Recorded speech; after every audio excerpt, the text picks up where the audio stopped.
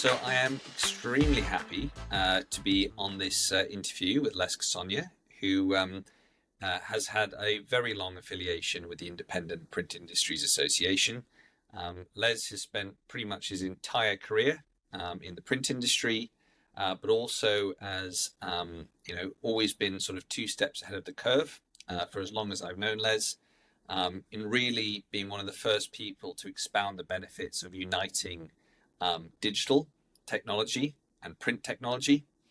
And it's certainly Les's pursuit and the new projects that he's been working on are extremely interesting. And it certainly chimes in very well with what the IPIA is doing in regards to our new narrative for print advocacy project, because it's really taking that idea of print is digital. You're taking digital data, you're moving it, you're transforming it, you're taking it to print. Ideally, then the print is transforming and getting the user to then engage back to a digital platform to enrich that original data. And we have this wonderful journey where it's not print or digital, it's print and digital working in concert together to improve both mediums. So I'll leave Les to explain, but what you've been doing, Les, is quite revolutionary because you're looking at actually moving that circle the other way around.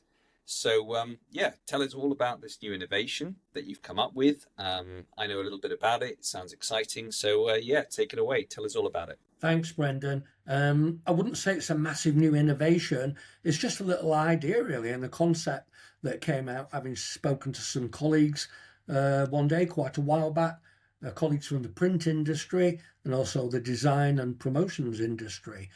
So to try and explain it as simple as possible, I've spent over 20 years now in digital publishing. Before that, I was in the print industry.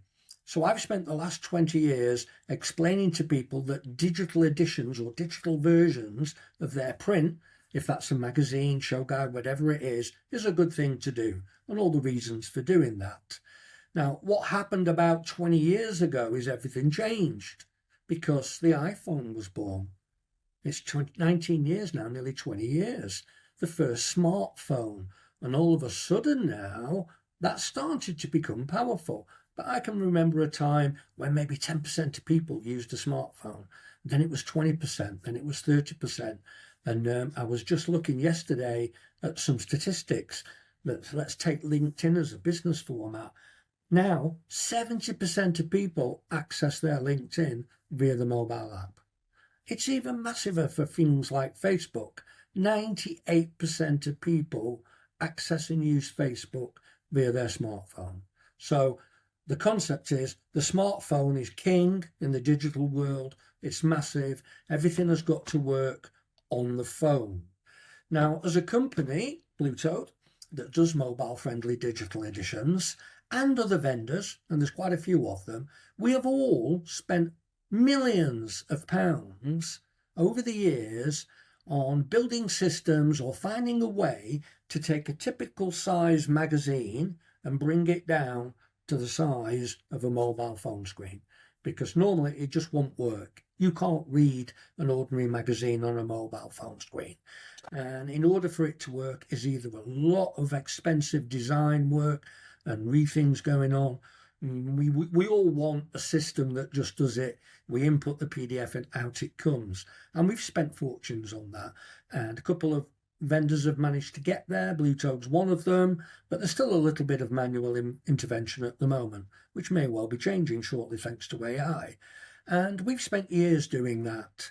Now, the concept is this, is because some publishers now don't even go to print, they just go to digital, and I think they're missing out there. They don't design it in the normal way. They don't design an A4 layout because it's not going to A4 print. It's going to a mobile phone screen. So they reimagine it to fit the screen. So the concept is, and we were just chatting quite a while ago, and we went, you know what, if we were starting from scratch, if it works that way, if people will read things on a mobile phone, which they do, we all know they do, why wouldn't they read something of that size in print? Kind of makes sense that if I've got something this size, suppose I do a piece of print that's that size. Well, yeah, these little A6 type brochures or whatever they might be, they do work. In fact, they have a little benefit over the digital because it's physical and I'm touching it. I can still open it and get a double page spread. So as long as I'm using the right typeface and the right layout, not trying to put too much information on, we believe, yes, something of this size could be useful. It's got some massive cost savings because it's much cheaper to print this than it is to print A4. One of the things I like about it most is these devices were called mobile phones, smartphones now. But they were called mobile phones for a reason, because we're mobile, I can carry them around. But you know what? I don't want to hold it in my hand all the time. I want to be able to put it in my pocket. Now, if I'm a female, it's pretty easy because most females have a handbag that can sit in, even the smallest handbag. Most of them have a massive handbag. My partner certainly does. But for guys, it's a bit different. Where do we try and put things? In our back pocket, in our side pocket, in our jacket pocket. So something that's quite big, even if I roll it up, is not really portable. This size is. So the whole concept is to have something designed, something printed of this size and nature, the optimum size or the optimum design, that then, because it is designed for that size print, there's no work really needed to take this and put it onto a mobile phone because it's already mobile phone friendly. So therefore there are cost savings on the mobile digital edition side as well as the print side. The distribution cost of something like this is much lower. It doesn't weigh very much. So the cost to physically mail this out or to put it as a supplement in an existing thing or a product dispatch, it just kind of made a lot of sense to us that, hey, something should be done this size, and that's the whole idea, and we think it's going to work really well. Now, it's super interesting because what it enables is it's just taking away further barriers to entry, and it's also making that transition even smoother. So in this, you've got a digital data set, let's say a customer database. You've got it personalized, and you're now, for example, with the Blue Toad software that the system will be using, it's then taking it from that digital data set into a crafted marketing piece, let's say. And as you said previously, the issue is then, and this is something that the IPA has found from our own national research, the time, the cost, and the complexity of taking that digital representation and turning it into print is one of the barriers that we found in our own research. So if you're removing one of those barriers and making it very easy for people to take something that was designed digitally and just transfer it into now another physical object, because although the phone is physical, it's digital data to a physical phone, it's now also digital data to physical print. I suppose the beauty is as well is that that's then a very accessible way to then utilize the benefits of print, which is massive levels of trust in print. From our own research, and over 95% positivity towards the aesthetic and the use of print, the emotional enjoyment of using print, transferring them into print, but then also then having it linked back into that digital journey. If you've got a digital product or it's a digital marketing device or whatever it is, you're using that, as you said, this small format print to then get them to consume it, but say, hey, go back to the digital app. Go back and use the digital product. So it's just another incentivization mechanism. So does that make sense to you? Do you think that that's part of the appeal of this type of project? I think that's one of the biggest appeals and makes a lot of sense.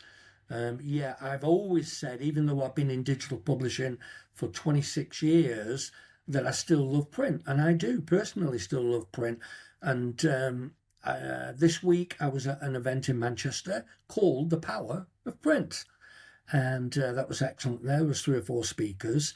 And I was chatting there and I was saying, it shouldn't be a competition between which is the most powerful.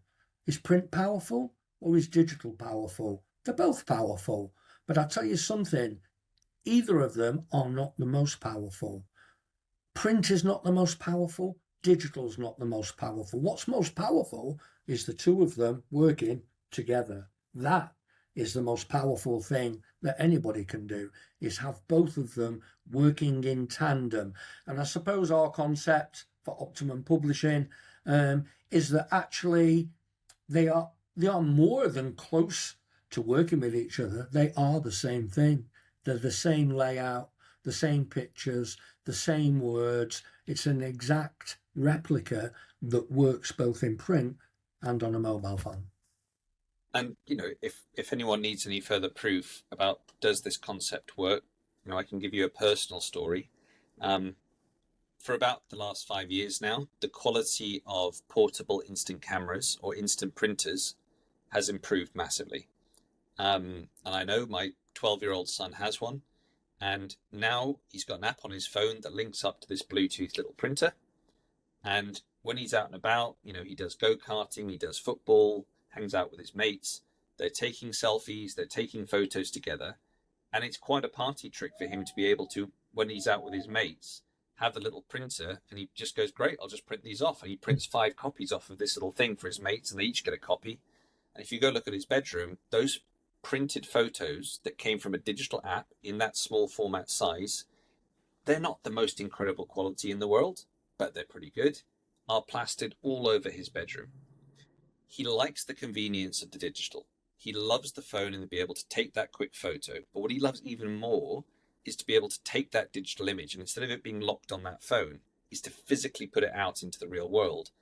And then his mates share it, and they've got those pictures. It's creating those bonds between them.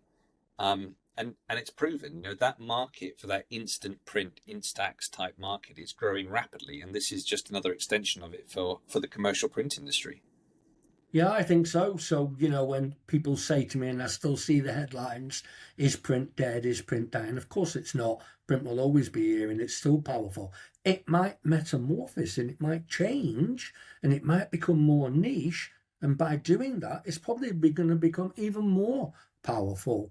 So one of the other things I like about this size is, the mobile phone was called mobile phone because it's mobile. And for the ladies, they can put it in their handbag, even if it's a really small handbag. For us guys, what do we do with this? We put it in our back pocket, side pocket, jacket pocket.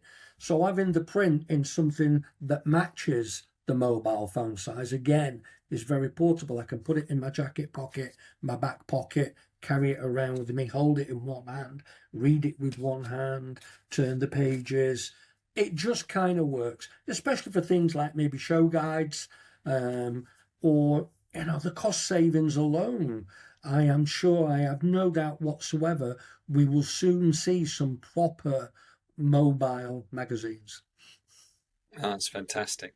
So as we wrap up here, be really interesting. You obviously, this is an individual project, but you're also working with Blue Toad on it. Blue Toad are a fantastic IPA member. You support our printed magazine with its digital edition, which we get great traction on. We use that a lot to support our members.